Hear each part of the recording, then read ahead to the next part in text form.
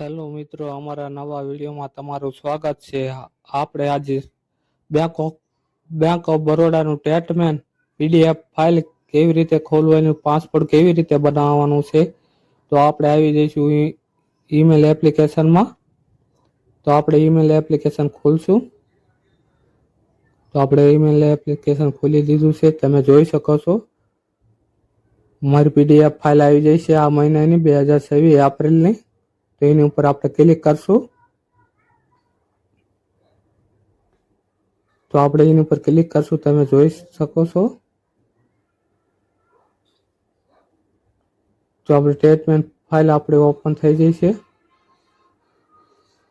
આ તમે જોઈ શકો છો કે અહીંનો પાસવર્ડ કેવી રીતે બનાવવાનો. તો અહીંયા ઉદાહરણ આપ્યું છે, રવિ લખીને અને ડેટ ઓફ બર્થ લખવાની છે. તમે જોઈ શકો છો ઉદાહરણ આપ્યું છે, પાસવર્ડ કેવી રીતે બનાવો.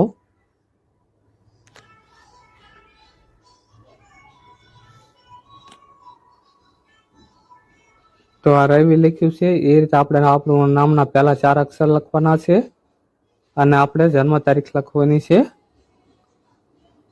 તો આપણે નીચે આવી જઈશું. નીચે આવીને પીડીએફ ફાઇલ છે આપણે એ ડાઉનલોડ. તો આપણે નીચે આવી જવાનું છે. તો આપણે નીચે આવી ગયા છીએ. આ પીડીએફ ફાઇલ રહે એની પર ક્લિક કરવાનું છે અને આપણે અહીંના ડાઉનલોડ કરવાનું છે.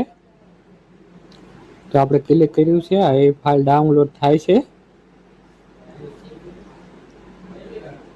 તો આપણી ફાઇલ ડાઉનલોડ થઈ જશે.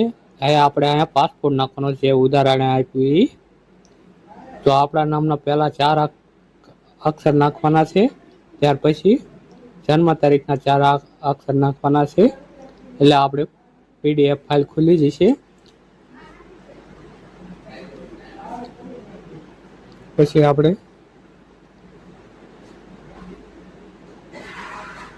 નાખી દઈશું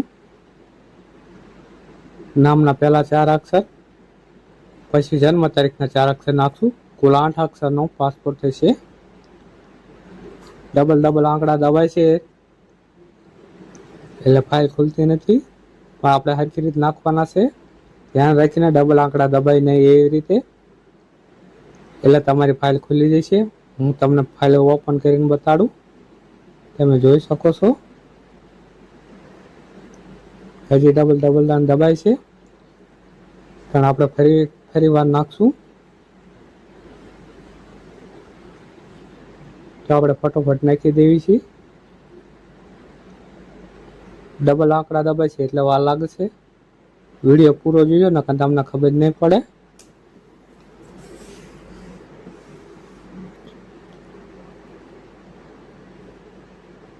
તો આપણે ફરીથી નાખશું.